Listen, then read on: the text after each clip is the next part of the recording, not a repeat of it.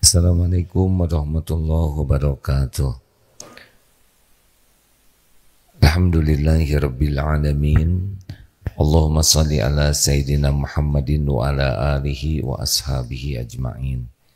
Ya Allah, berkahi majelis ini.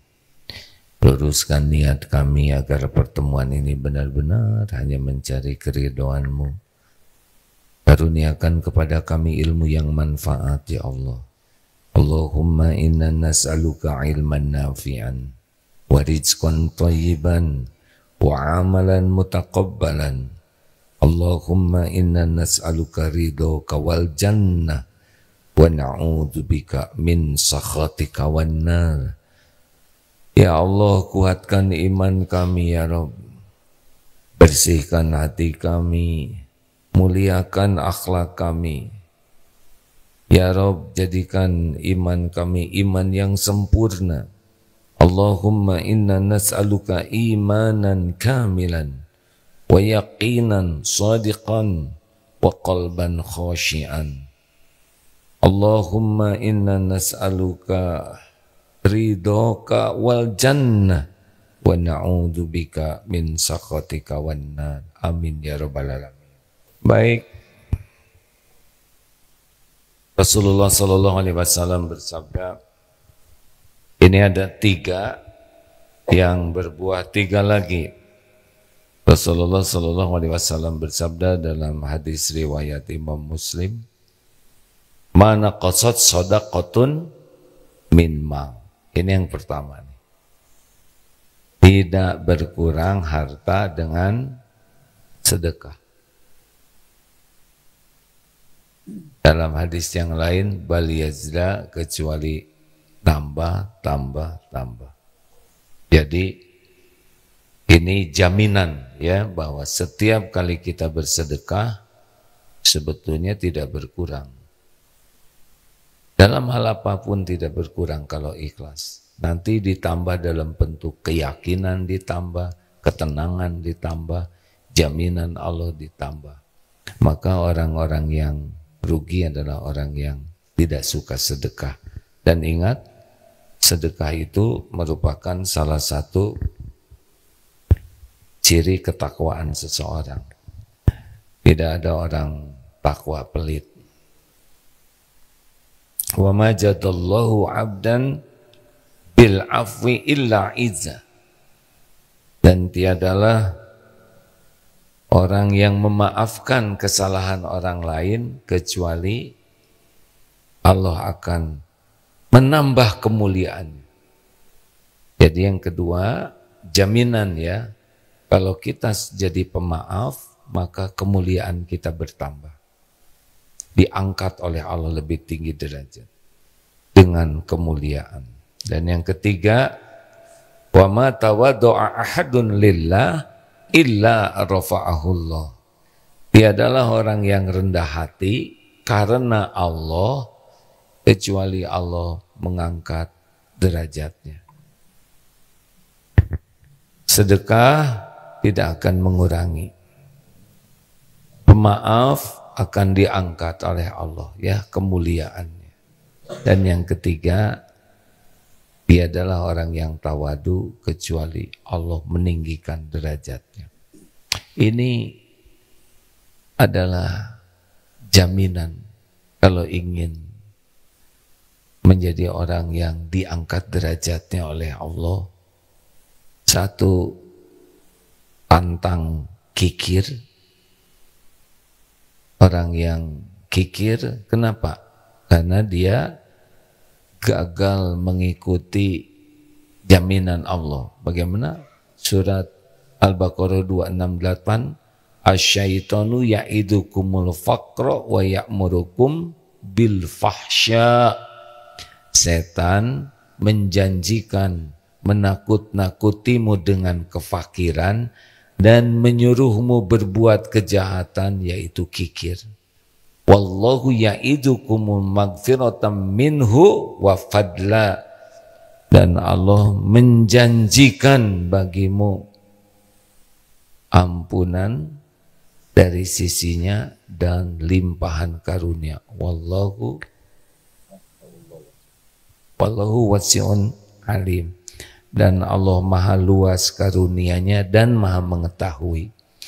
Ini nih, coba kita evaluasi tingkat kepelitan kita ya. Jadi setiap kali kita akan sedekah itu ada pembisik yang terus, jangan kebanyakan lah, susah cari uang, sayang orang lain juga udah pada sedekah, kenapa sih harus sedekah sebanyak ini? Cukup aja segini, nanti rezekimu habis, besok banyak keperluan loh, jangan segitulah. Orang juga pada nyumbang, udah sedikit aja. Terus dibisiki, berkurang rezekinya, bekal miskin, besok nggak ada. Jadi turun. Nanti kalaupun ada mau nyumbang 50.000, 2 lembar, bagus. Nanti pasti yang lepet, ya kan? Terus dicari yang jelek, yang sedikit. Kenapa? Karena kita lebih sibuk mengikuti bisikan. Harusnya bagaimana? Sudahlah. Bahwa uang yang kita sedekahkan itu milik Allah. Allah udah nitipkan, keluarkan saja. Tidak akan berkurang. Orang pelit dari Allah, orang dermawan dari Allah. Udah, keluarkan. Jangan lama-lama mikirnya. Jangan terlalu banyak pertimbangan. Karena makin banyak pertimbangan, makin pelit. Ada kesempatan sedekah, jebet-jebet saja. Gak usah terlalu sering melihat jumlah uang di rekening. Waduh, berkurang, enggak lah. Terus saja kasih. Udah gak usah banyak mikir, udah jamin lah.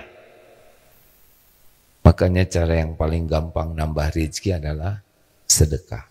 Sedekah itu penolak bala, sedekah itu penghapus dosa, sedekah itu pembuka aneka karunia. Makanya sudahlah, gak usah kebanyakan pikir. Jebet-jebet, ada kesempatan kasih, ada kesempatan kasih. Orang yang ahli sedekah itu adalah orang yang dikit-dikit sedekah. Dapat kebahagiaan sedekah, ada berita sedih sedekah, sakit gigi sedekah. Caranya adalah dialokasikan. Seperti misalkan kita mengalokasikan dana untuk cicilan rumah, untuk bayaran sekolah, untuk beli bensin, kita kan mengalokasikan. Nah, sedekah juga alokasikan. Jadi ini udah ada anggaran buat sedekahnya. Kurang semangat dengar ceramahnya ini. Kayaknya kurang menyenangkan ceramah ini. Dalam situasi sulit itu justru sedekah harus lebih banyak. Bagaimana dalilnya? Alladzina yunfikuna fis-sarra'i wad-dharra. Justru sedekah itu makin mantap dalam susah. Allah udah tahu keperluan kita. Allah tahu uang kita. Allah tahu apapun yang ada pada diri kita. Kalau kita senang sedekah, lihat saja. Hati jadi makin yakin ke Allah. Kalau hati makin yakin, maka kita makin tenang. Hadiah sedekah yang paling utama adalah hati tidak ragu kepada Allah Subhanahu wa Ta'ala. Yang kedua, tadi apa? Pemaaf. Siap-siap ya, akan ada orang yang berbuat tidak enak kepada kita, yang menyakiti, yang menghina, yang omongannya, yang gini. Ada orang yang berbuat baik kepada orang yang berbuat baik, itu enggak aneh. Berbuat baik kepada orang yang dia tidak berbuat baik tapi tidak berbuat jelek, ini lebih bagus. Jadi dianya enggak berbuat baik tapi enggak berbuat jelek, tapi kita baik. Ada yang berbuat baik kepada orang yang berbuat tidak baik. Ini lebih tinggi lagi nih. Nah, kita harus menjadikan orang yang berbuat tidak baik kepada kita sebagai sarana untuk kita mendapatkan kemuliaan. Gimana caranya? Masih ingat caranya? Kalau ada orang yang sikapnya kurang baik, satu, kita bersyukur, bukan kita yang jadi dia. Jelas tidak nih hadirin? misalkan orang menghina kita, orang marah-marah ke kita, kita syukur, bukan kita yang jadi dia. Misal dompet hilang, bukan kita yang jadi copetnya, itu udah beruntung benar tuh. Kemarin ada saudara kita yang tunanetra, AA, ada orang di masjid mau membantu saya, dia mengatakan tidak mungkin saya menyakiti seorang yang tunanetra. Dan gitu dia nyuri laptop dan HP-nya. Jadi saya sakit hati. Nah, harusnya ada bersyukur, ada bagian yang hilang bukan bagian nyuri ya. Kalau yang jadi nyuri kan jahat, betul tidak? Jadi kalau ada orang berbuat tidak baik ke kita dengan berbagai skala, kita syukur bukan kita yang jadi dia. 2, ladang ilmu. Allah ngasih tahu nih ke kita, ada orang yang berperilaku jelek, berarti kita tidak boleh seperti dia. Halo?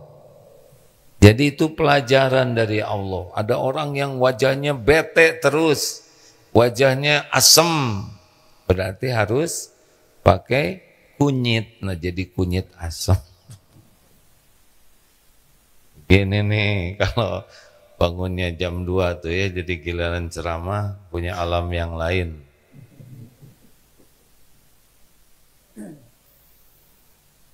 Satu apa? Ladang syukur, bukan kita jadi 2. 2 ladang ilmu. Kita dapat pelajaran. Oh Allah sekarang mempertemukan saya dengan orang yang kelakuannya tidak baik. Berarti ladang agar saya tidak seperti dia. Yang ketiga, ladang apa? Ladang evaluasi. Jangan-jangan kita ditakdirkan ketemu dengan orang yang berbuat baik, itu adalah teguran dari Allah karena kita melakukan hal yang sama kepada orang lain. Kita dihina, evaluasi. Jangan-jangan Allah takdirkan saya dihina orang karena saya suka menghina orang. Saya ditipu orang karena saya nipu. Saya dipelitin orang karena kita pelit. Kita dijudesin orang karena kita jutek. Judes dan teknologi. Kenyambungan. Ini kalau saya ngebodor sedikit baru semangat ya kan. Ya sudahlah, nggak apa-apa. Penting saudara bahagia. Terus kan? Jadi langsung evaluasi, ini apa nih? Kenapa Allah menakdirkan dompet saya hilang? Jangan-jangan saya kurang sedekah. Kenapa nih pulang ke rumah kok ada yang ngejudesin? Jangan-jangan di jalan tadi saya berbuat dosa. Maka yang keempat, ladang tobat. Jadi kalau ada kepahitan, bawa ke tobat, bawa ke tobat.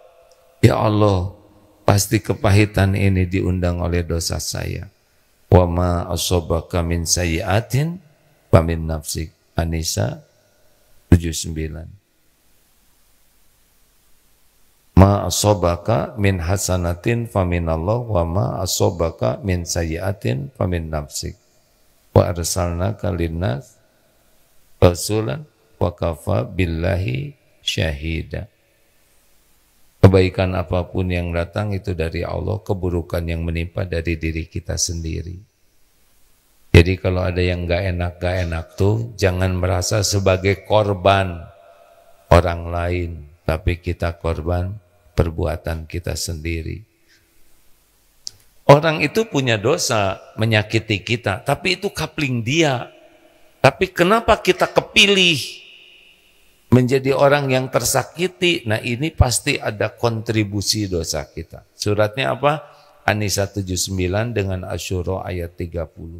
Wa ma asobakum min musibatin fabima kasabat aidikum wa ya'fu an katsir.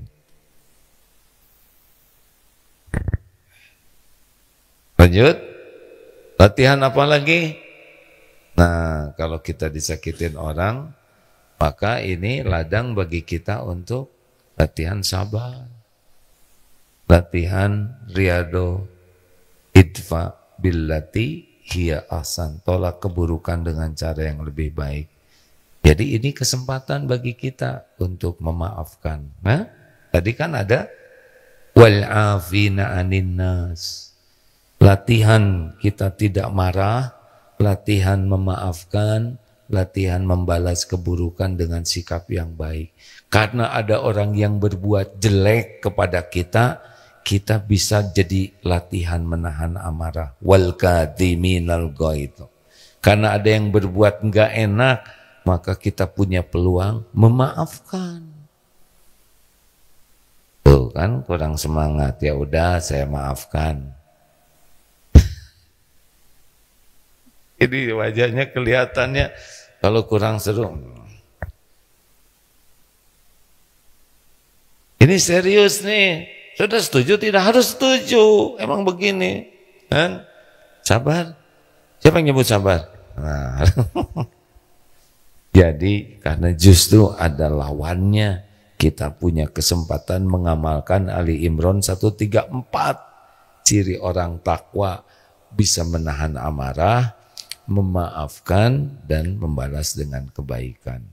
Mulia kita tuh gara-gara ada orang yang berbuat jelek tuh.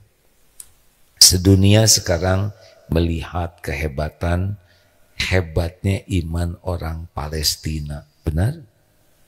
Sesudah diperangi oleh Ngisriwil, ya kan? Jadi justru perbuatan buruk orang itu yang mengangkat derajat kalau kita menyikapinya dengan benar. Setuju tidak? Dan yang terakhir apa tadi? Wama tawadu'a ahadun lillah illa rafa'ahullah. Tiadalah orang yang rendah hati karena Allah. Di sana disebutnya lillah. Kenapa? Karena ada yang tawadu acting. Dia merapikan sendal. Tapi hatinya merasa, nih saya udah tinggi jabatannya tapi merapikan sendal. Matanya tidak lihat sendal, tapi lihat orang yang lihat dia. Ngarep-ngarep dipuji sebagai orang yang tawadu. Nah, orang yang merasa diri tawadu itu ciri-ciri belum tawadu. Karena orang yang rendah hati asli itu enggak penting penilaian orang. Karena bagi dia melakukan ketawaduan itu ya memang semestinya. Misalkan Bapak Dirut, tahu Dirut? Direktur urut ya. Dirut, pimpinan di perusahaan, kemudian ke kantor sengaja naik ojek supaya dilihat oleh karyawan, ini bos tawadu. Nah masalahnya karyawannya nggak ada yang lihat, jadi di kantor tuh muter aja ngelilingin kantor dibonceng oleh ojek demi dilihat tawadu. Apa bedanya orang tawadu asli dengan tawadu yang dibuat-buat? Bedanya adalah tidak akan konsisten. Misalkan ada yang tiba-tiba pakai pakaian sederhana masuk ke dalam got ya, pas keluar ternyata jadi hitam karena dalam gotnya jadi kelelep. Ini terserah saya ceritanya, hadirin nggak usah protes ya, saya ngomong ya. Tidak akan konsisten. Orang yang semuanya dicari penilaian makhluk tidak konsisten, tidak akan menikmati. Dan salah satu testernya orang yang tawadu itu adalah Al-Furqan ayat 63 itu, wa idza khatabahumul jahiluna qalu salaman. Nah, orang yang rendah hati asli itu akan nampak ketika ada orang yang berkata tidak baik kepadanya. Nah, orang yang tawadu asli ketika ada orang bersikap kurang sesuai, kurang menghormati, kurang menghargai, dia tidak bete, tidak jengkel, tidak marah, anteng saja. Tapi bagi orang yang kurang tawadu, sensitif, mudah tersinggung, mudah jengkel, mudah marah-marah. Nah, ini perlu banyak latihan. Bagaimana ciri orang yang supaya kita tawadu asli?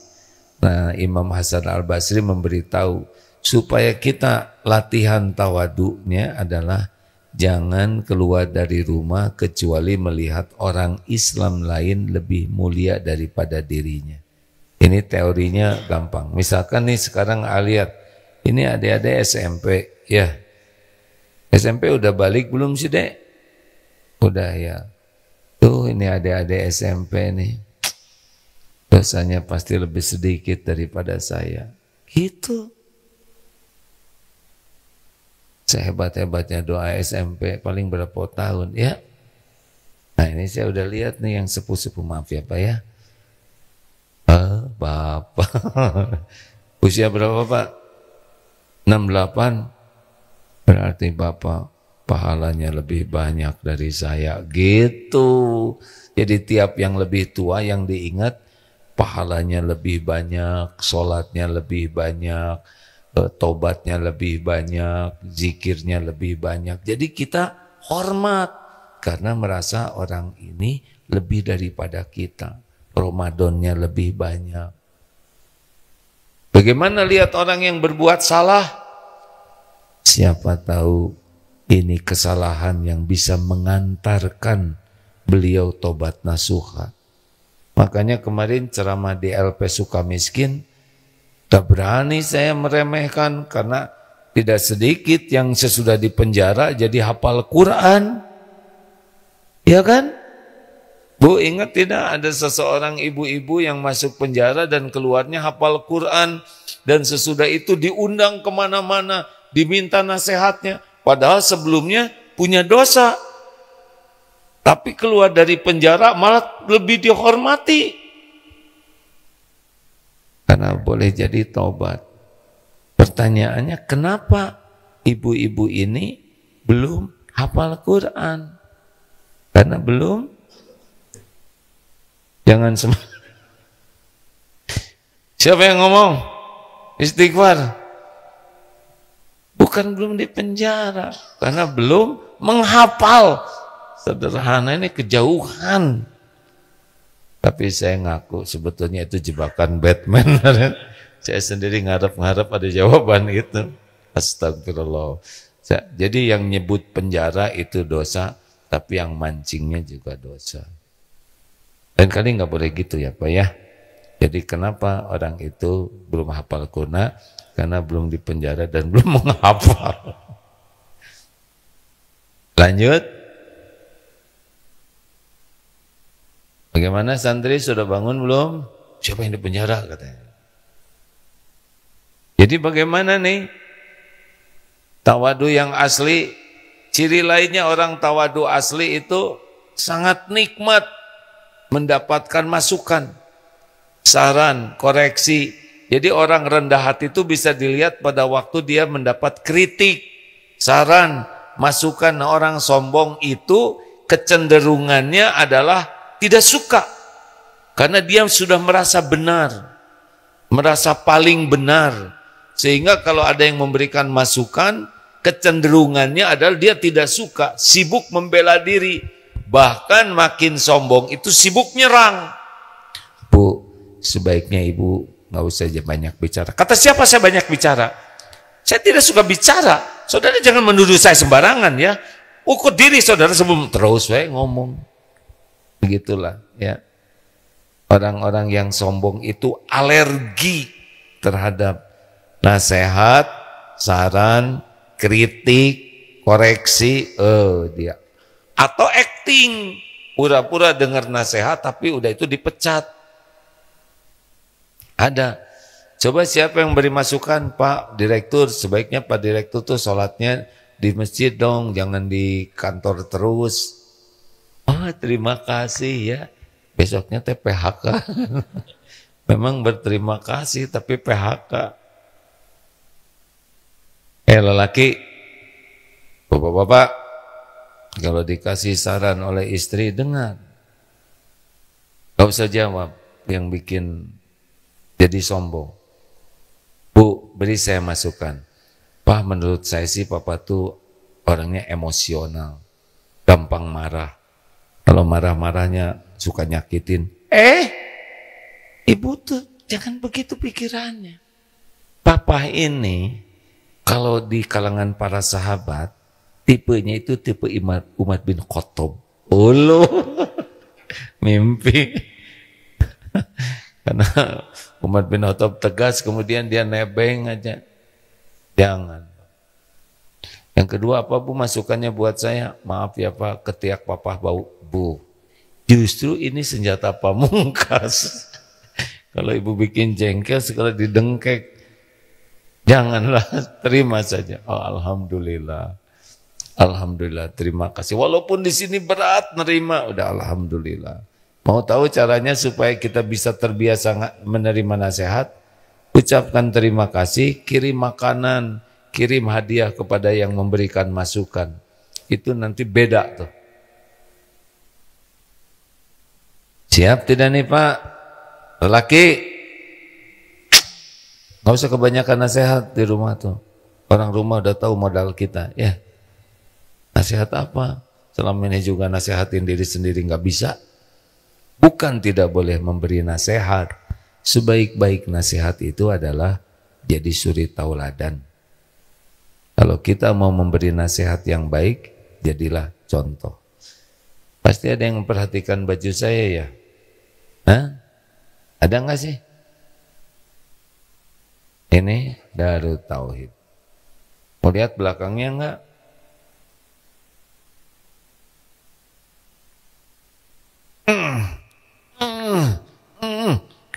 Tahu ini apa? Ada tulisan nggak sih? Masa nggak kebaca? Oh, ini persis seperti yang di kuburan. Di kuburan ada batu nisan besar. Udah maghrib nih. Nah, di depan apa yang kuburan sebelah tuh lagi nyender di nisan, lagi ngedoa gitu. Terus datang orang ngedoain yang di belakangnya ini kehalangan oleh batu nisan. Assalamualaikum. Waalaikumsalam. Oh, ya kaget. Padahal sepi. Langsung lari ya enggak? Nah yang lagi duduk mau bangun. Hah, nggak ada siapa-siapa. Dia juga lari. Ngaco. Persis seperti barusan saya mau pamer tulisan. Ternyata kehalangan kursi. Udahlah perkara kecil nggak usah diributin. Nah hadirin sekalian, itu ajalah ceramahnya sederhana hari ini. Periksa 3 hal ini ya. 1, ringannya bersedekah. Yang kedua, sifat pemaaf. Dan yang ketiga adalah rendah hati. Rendah hati. Orang yang tawadu itu seperti bawa gelas kosong, mudah sekali diisi. Orang yang sombong itu punya gelas yang tertutup, tidak bisa diisi ilmu. Karena dia udah menipu dirinya, hebat, penting. Enggak. Rasulullah SAW itu rendah hati. Jadi kalau orang jumpa dengan Rasul, ini nih ya tawadu asli nih. Kalau orang berjumpa dengan Rasulullah SAW, pasti kalau udah ketemu beliau, pulangnya pikirannya sama. Saya adalah orang yang paling disukai Rasul. Sama tuh orang pikirannya. Kenapa? Karena setiap Rasulullah berjumpa dengan siapapun, Rasulullah memberikan perhatian yang paling utama. Raut muka, fokus Rasul itu kepada tamunya ini. Bahkan kalau memanggil, "Hei Muhammad," tidak menoleh begini. Nabi Muhammad itu sekujur tubuhnya bergerak, menghadap kepada yang memanggil.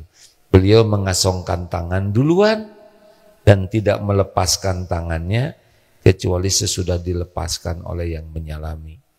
Beliau tidak jarang membuka jubahnya untuk alas duduk. Dan kalau beliau bertemu seseorang, beliau menyimak. Beliau tidak banyak bicara, tapi sekujur tubuhnya sudah bicara banyak, yaitu memuliakan orang lain. Kalau yang di depannya lucu, beliau senyum, nggak terbahak-bahak seperti kita tadi ya, apalagi sampai ngejengkang, kemudian kekejutan begitu, tidak ada ya. Rasul itu tertawanya cuman senyum, cuman kita kalau ada yang lucu, nah jadi makin bingung. Mirip Rasul tapi jadi kita yang lucu ya. Nah, Rasulullah kalau mendengar orang sedih ikut prihatin. Kalau ada orang yang ceritanya menakjubkan, beliau ikut kagum. Jadi merespon, bukan kayak kita, ada yang ngomodor telucu jadi sakit hati. Kita mengeresponnya, udah ada orang bangga, yang gitu-gitu aja dibanggain. Enggak, Rasul itu puas aja orang tuh. Bahkan kalau orang itu pergi, Rasulullah mengantarkan sampai di pintu, sampai orang itu berbalik, baru beliau berbalik. Saking memuliakan tamu. Jadi orang itu betul-betul merasa dimuliakan. Dan Rasulullah kalau pergi tidak ingin diiring-iring. Beliau ke pasar bawa sendiri belanjaannya. Tidak harus dibawakan orang lain. Lalu di rumah Rasulullah nyapu sendiri, beres-beres, ngejahit sepatu sendiri, bantu istrinya. Jadi ini ketawaduan di antaranya, ya. Kalau ke pasar belanja sendiri, tidak mudah nyuruh. Apa yang bisa dilakukan sendiri, dilakukan sendiri. Beliau memerah kambing. Masya Allah. Dan kalau jalan itu, kalau beliau datang ke majelis taklim, ya beliau duduk di mana saja ke bagian tempatnya. Tidak ingin dispesialkan. Kalau beliau datang, yang lain mau berdiri, enggak, sudah duduk saja. Beliau tidak nunjuk-nunjuk begini ke wajah, tapi pakai tangan terbuka. Ada kalanya seorang budak hitam ditutup matanya dari belakang. Siapa nih? Rasulullah yang meluk. Ya tentu saja saudara tidak usah meluk tiap orang dari belakang, ini sunnah nih. Ya. Tapi beliau tidak sungkan. Diundang makan, di tempat siapapun yang mengundang beliau datang. Walaupun makanannya sederhana, undangannya sangat sederhana. Tidak membeda-bedakan. Begitulah indahnya. Oh ya, pada waktu penaklukan kota Mekah, itu kan bala tentara terbesar pertama di Jazirah Arab, sampai 10.000. Di mana panglimanya? Rasulullah. Abu Sofyan mencarinya, ternyata tidak di kuda yang hebat, tidak di unta yang begitu perkasa. Rasulullah ada di atas keledai dengan alasnya juga yang sederhana, dan keningnya itu di keledai itu menunduk begini sampai mau nyentuh punggung keledainya. Biasanya kan kalau panglima tuh paling gagah, paling baragagah beregege, tapi Rasulullah panglima tertinggi itu justru sangat rendah hati, merunduk saja. Ada beda pisan dengan kita ya, kita mah hutang banyak, petantang petenteng, ditagih kita yang lebih galak lagi. Kenapa nagih sekarang? Kemarin saya bulan lalu punya uang, saudara tidak nagih. Giliran nggak punya uang tagih, yang bener dong nagihnya, gitu ya. Udah jangan ngomongin orang, banyak yang tersinggung. Ya, pertanyaan silakan.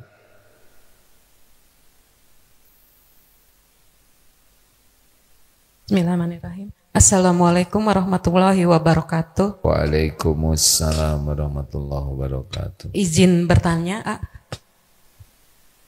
saya dari Tanjung Priuk, saya seorang ibu.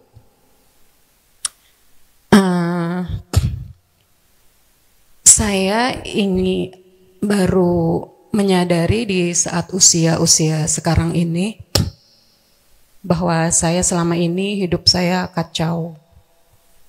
Namun ketika merasakan kenyamanan dan saya terus belajar, saya mencari, ada keinginan untuk hijrah. Sebelumnya saya baru aja pindah rumah, yang itu rumah saya sendiri, karena di lingkungan itu, di rumah saya sendiri, saya tidak mendapatkan kenyamanan, karena kita bersebelahan dengan sebenarnya saudara. Tapi karena dari awal kita di situ terus dan terus. Bukan kita, ibu. Saya. Ya. Kalau kita, saya kebawa di rumah itu. Sampai 2 tahun yang lalu suami saya meninggal, dan itu terus berlanjut. Sampai akhirnya anak saya yang pertama, dia keluar dari rumah. Jadi kesimpulannya apa nih kira-kira, Bu? Nah, sekarang saya tinggal di kontrakan bersama anak-anak dan saya merasakan hal yang alhamdulillah semakin saya bersyukur, tapi saya masih merasa kurang ilmu, apa ya? Saya ingin mencari sesuatu yang memang saya belum dapat. Baik. Nah, saya ingin tanya, anak-anak saya ini kan sudah dewasa. Ketika saya ada keinginan untuk hijrah, bolehkah? Bukan maksud ingin meninggalkan mereka, tidak. Tapi saya tidak mendapatkan apa yang saya ingin gitu. Jadi saya ingin seperti misalnya saya datang ke sini, saya ingin merasa kenyaman itu memang saya dapat di sini. Lalu saya banyak waktu yang saya habiskan di sini. Sementara saya meninggalkan sebagai ibu anak-anak saya di belakang. Tapi anaknya usia berapa? Anaknya sudah dewasa. Tapi berapa ada yang usianya? Sudah ada yang 29. 29. Yang besar. Yang besar, yang paling kecil? Yang paling kecil ada di pesantren di Bandung. Di pesantren. Iya. Iya. Jadi saya juga sebenarnya merasa kalau saya di rumah kan anak-anak sudah dewasa, kayaknya tidak membutuhkan saya waktu mereka seperti mereka kecil kan. Kesimpulannya? Saya ingin bisa belajar, saya ingin punya waktu yang bebas untuk mencari ilmu. Tapi bagus. Iya, tapi dengan meninggalkan anak-anak di rumah yang kan sudah suami tua, kan? Iya. Anaknya sudah 29 tahun. Iya. Sudah atau? Iya, kan kebiasaan orang ibu itu di rumah kan mengurus rumahnya. Jadi gimana sekarang Ibu, mau saya bantu jawab atau gimana? Saya mau tanya, saya ingin hijrah, benarkah tindakan saya itu meninggalkan anak-anak saya di rumah gitu? Dengan waktu yang bisa, apalagi ini kan mendekati Ramadan. Saya udah bilang ke anak-anak, Ibu pengen sekali selama Ramadan. Ibu hijrah. Iya. Ya. Jadi... Iya, maksudnya pertanyaannya, benarkah saya meninggalkan anak-anak yang di rumah ini gitu? Iya. Itu pertanyaannya. Bagus, alhamdulillah. Makasih. Assalamualaikum warahmatullahi wabarakatuh. Waalaikumsalam. Jadi intinya ibu ingin hijrah, nambah ilmu. Di rumah anak sudah besar. Ada berapa di rumah anak? Ada 5. Yang di rumah 5. Lupa kan? Di rumah jadi ada 3. Ayo Mim, fokus. Di rumah ada berapa? Yang di rumah ada 3. Yang nomor 2 sudah besar-besar. Iya. Baik, ibu harus nyelamatin diri ya. Mereka udah bisa makan belum? Udah. Ya udah. Jangan disuapin terus ya. Iya, betul. Ibu harus selamat. Iya, sebenarnya ibu-ibu semua tahu, karena anak-anak di rumah kebiasaan sama ibunya itu kan biasanya dilayani. Jadi salah ibu ya. Kenapa harus melayani terus? Iya itu. Ibulah yang bikin mereka tidak berdaya, betul tidak? Iya. Sayang itu tidak harus selalu dengan melayani. Iya, betul. Udah ibu pesantren ya. Anak-anak udah gede dilayanin terus. Iya. Ini juga jadi anak-anak memalukan. Iya, sebenarnya masalahnya kalau ibunya nggak ada di rumah, pasti mereka kan bebas, mereka semaunya gitu. Walaupun mereka sholat. Mereka udah gede Bu. Iya betul. Jadi saya jadi marah nih sama mereka. Jadi saya gagal nih. Jadi maksudnya, apakah ini takutnya saya dianggap meninggalkan tanggung jawab saya sebagai ibu terhadap mereka gitu? Itu aja maksud saya. Apakah saya salah atau tidak gitu? Nggak tahu ya. Ibu duduk sama-sama dengan anak-anak ya. Nah, ibu udah umur segini, ibu merasa iman lemah. Anak-anak sudah besar. Harus bisa bertanggung jawab. Ibu ingin sisa umur ini bisa selamat. Ibu harus belajar supaya nanti bisa memberikan lagi ilmu. Sekarang kalau ibu ngurus tanpa ilmu, bisa jadi ibu ngasih contoh yang salah. Di rumah malah semua jadi babak belur. Gara-gara kita kurang ilmu, kurang iman. Jadi dicas dulu. Ya. Baik, begitu Bu. Iya Pak. Daftar sekarang juga ya. Ada program masa keemasan. Ibu udah tahu program ini belum? Sudah, A. Nah, tinggal daftar. Ya, sampaikan salam ke anak-anak. Nah, ini kesempatan. Cuma kalau anak membatasi, A, anak itu suka gini, Ibu boleh tapi ada tapinya gitu, A. Itu gimana tuh, A? Suruh dia pesantren. Cocok ya. Setuju? Semua anggota dewan setuju? Kenapa kita jadi ribut begini? Ini keterlibatan emosi ya. Ya, Bu. Ya, makasih, A. Alhamdulillah. Sebetulnya belum selesai, ya udahlah. Udah nggak apa-apa, makasih ya, Bu. Bu, saya mohon maaf ya, saya agak bergurau. Sebelahnya, itu yang ngacung barusan. Ya. Bismillahirrahmanirrahim. Assalamualaikum warahmatullahi wabarakatuh. Waalaikumsalam warahmatullahi wabarakatuh. Ustadz, saya Zahra. Saya merupakan santri dari Deki Angkatan 118. Deki, Ya. baru ini. Baru. Baik, Alhamdulillah. silakan. Ya Ustadz, ini saya nggak bermaksud untuk menjelekkan keluarga atau bagaimana ya Ustadz. Jadi ya, ganti gitu. ceritanya, saya akan cerita. Saya mau bertanya, ada sebuah keluarga. Itu. Jadi saya ini lahir dan tumbuh di keluarga besar yang alhamdulillah luar biasa agamanya gitu, pemahaman agama gitu. Alhamdulillah. Ya seperti itu. Cuman memang kekurangannya adalah keluarga besar saya satu sama lain itu saling menjelekkan satu sama lain, saling menjatuhkan satu sama lain, seperti itu Ustadz gitu. Jadi kalau kita kumpul keluarga atau kita itu kumpul lebaran itu rasanya berat gitu. Baik. Harusnya jadi ladang untuk silaturahim, tapi malah jadi ladang dosa seperti itu Ustadz. Iya. Nah, saya sendiri sama orang tua saya itu sudah memaafkan apapun itu ya Ustadz gitu, karena memaafkan itu lebih mudah, doanya itu untuk tembus ke langit gitu. Nah, tapi Ustadz kalau keseringan diperlakukan seperti itu juga kita juga namanya manusia ya Ustadz ya gitu. Kita Oh mungkin iya, bisa manusia betul ya. kita manusia ya, mungkin punya apa ya namanya, punya batasan juga gitu, Iya, sampai betul. pada akhirnya Punya kepala, pundak, lutut, kaki. Ya baik. Saya bantu karena waktunya hampir habis ya. akhirnya saya dan keluarga saya itu set boundaries gitu, memberikan batasan untuk bertemu sama mereka gitu. Salah nggak sih Ustadz gitu kalau kami itu memberikan batasan untuk ketemu sama mereka, karena daripada kita tumbuh apa ya, rasa benci seperti itu, Baik. tumbuh berantem dan lain-lain gitu. Padahal dalam Islam menyambut silaturahim itu sangat penting gitu. Terima kasih. Benar. Wassalamualaikum warahmatullahi wabarakatuh. Ya, waalaikumsalam. Kesimpulannya begini, bagaimana kalau ada lingkungan yang perkataannya tidak atau belum baik, saya membatasi. Itu pertanyaannya? Betul? Betul. Ah ya sudah kalau gitu.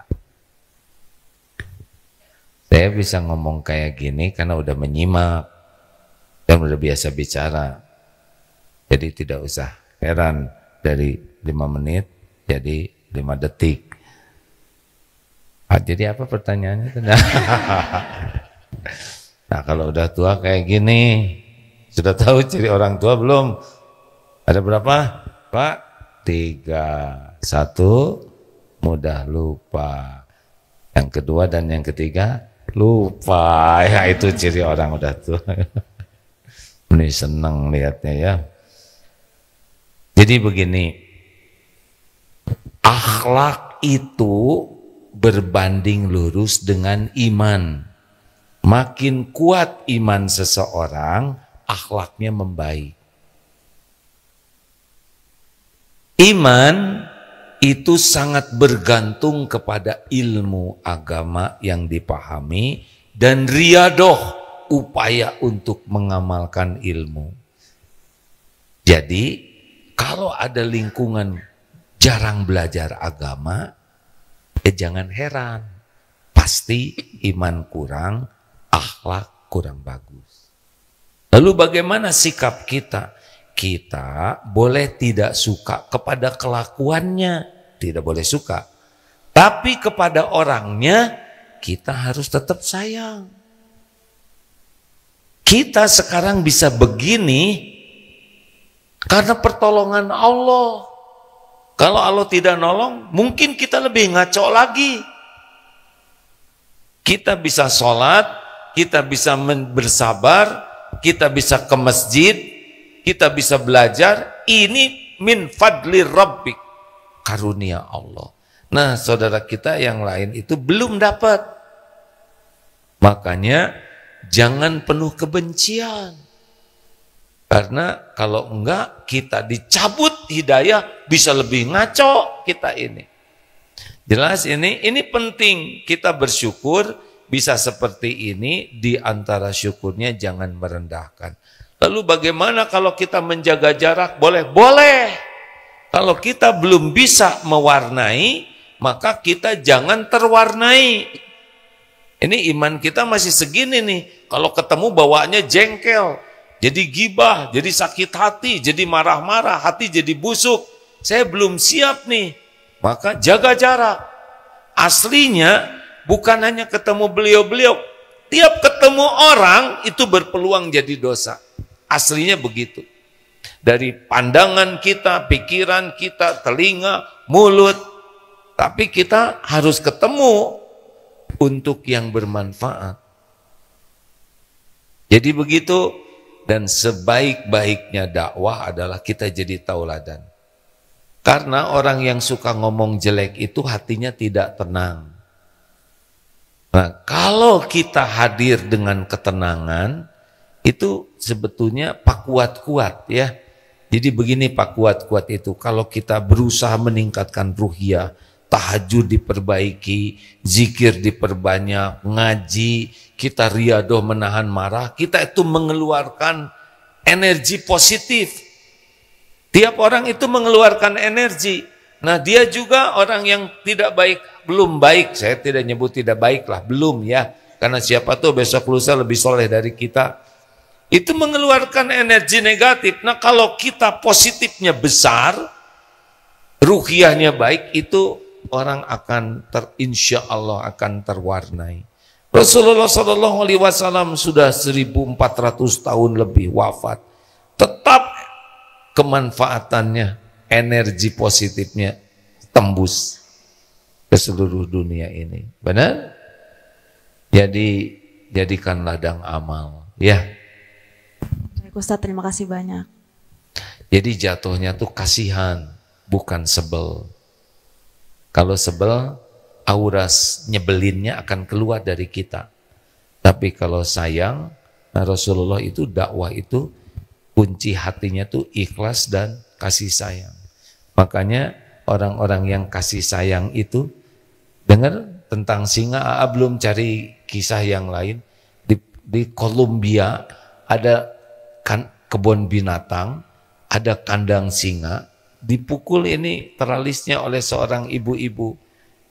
Dan ketika singa itu menoleh, ada ibu-ibu di dekat teralisnya. Dan keluar itu tangannya tuh. Ternyata bukan menerkam, memeluk. Dipeluk sampai kelihatan kangen sekali. Singanya besar. Kenapa singa ini meluk ibu ini? Apa karena kecantikannya? Silakan cari yang cantik, lalu dekatkan ke kandang singa. Kita lihat berapa lama kecantikannya bertahan. Apa karena kaya? Silakan cari emak-emak sosialita. Apa karena pejabat? Tidak. Ternyata 6 tahun yang lalu ketika singa ini masih kecil, singi ya, singa kecil, ibu ini ngurus, dipeluk, dimandikan, dikasih susu, disuapi, didekap, dan pisah lama. Singa, binatang buas tidak melupakan kasih sayang. Tuh begitu. Rasulullah kita tidak lihat wajah beliau, tidak dengar suaranya, tidak ada rekamannya, tembus ribuan kilometer, ribuan tahun ke hati kita. Ini the power of love. Ada romantis nih. The power, kasih sayang itu apa bahasa Inggrisnya? Love story. Affection Ustaz. Nah, jadi susah begitu. Ya sudahlah. The power of yang tadi. Affection. Oke lah, is oke ya. Jadi selamatkan itu saudaranya ya. Kalau kita sayang, sama nih. Memang di Indonesia ini kulang katih tayang ya. Makanya jadi cucah itu. Terima kasih Terima kasih Bapak Ibu yang baik. Masya Allah, hari ini perasaan saya agak lucu ya. Ini sampai ada yang nge-WA katanya lucu. Ndud, kamu jangan ngomong gitu Ndud. Ya emang lucu, katanya. Ya udah lah, gak akan bertengkar. Terima kasih hadirin sekalian.